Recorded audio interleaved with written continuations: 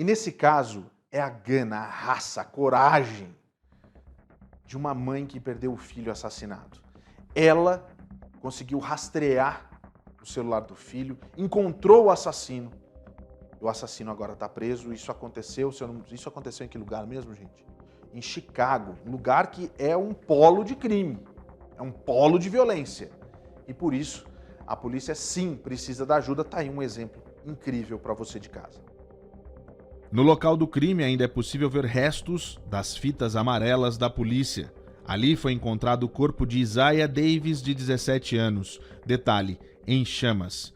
A polícia diz que o seu assassino levou o corpo até ali para tentar destruir as evidências do assassinato que aconteceu em 28 de outubro. Isaiah era um veterano do ensino médio, tinha planos de entrar para a Guarda Nacional depois da formatura e queria se tornar advogado. Não deu tempo. Os promotores acusam Fahim Norwood de assassinato. Dizem que ele tem um longo histórico criminal e estava em liberdade condicional. O suposto assassino tem 34 anos e na ficha inclui roubo de carro e uso ilegal de arma no momento em que matou Davis. O chefe do Departamento de Polícia de Harvey fez questão de dizer que o acusado é um homem perigoso e que não deveria estar solto nas ruas de Chicago ou de qualquer outra cidade. He is a dangerous man that should not be on the streets of Chicago, Dixmoor or Harvey. Segundo as investigações, o crime aconteceu numa casa nas proximidades de Chicago. O homem matou Davis com vários tiros e ainda retirou o tapete da casa para destruir as evidências. Em seguida, ele levou o corpo do garoto para o beco e ateou fogo. A mãe conseguiu chegar até o assassino do próprio filho rastreando o celular dele.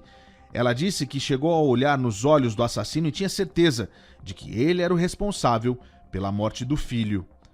I was able to meet with him and look him in his eye, and I knew that it was him who hurt my son.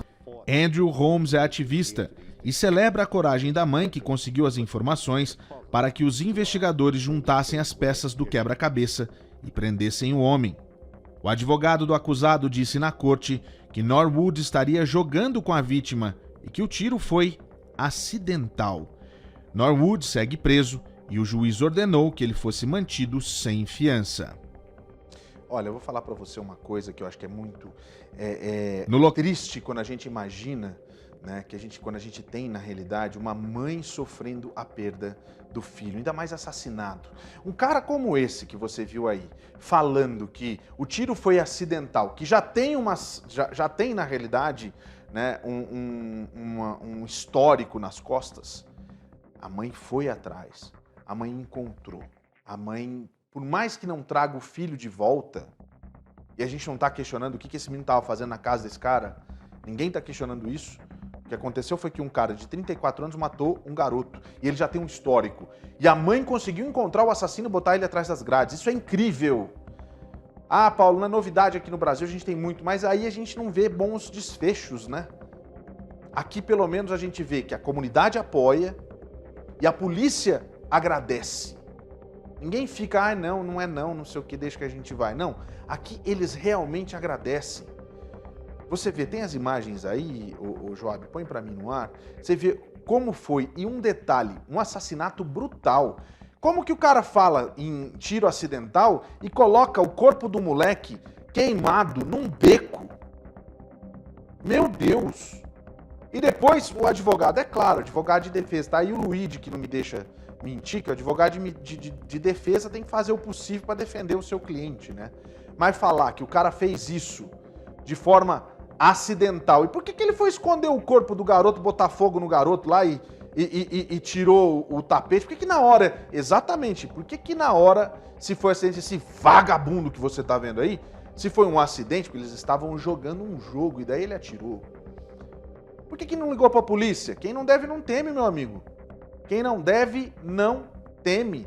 E tá aí, ó, ele fala uma coisa, o vice-chefe do Departamento de Polícia de Chicago, ele fala uma coisa muito séria.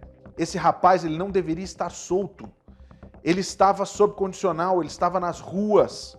Ele não deveria estar solto. E aí você vê a mãe ali atrás, ela tem um apoio da polícia, e a gente vê justamente uma situação em que uma mãe se transforma na heroína do filho e continua firme e forte, se transformando em exemplo para a comunidade, para você de casa, inclusive, que nem tudo está perdido. O filho não volta, mas que a justiça seja feita nesse caso. E eu acho que nesse caso vai ser feito.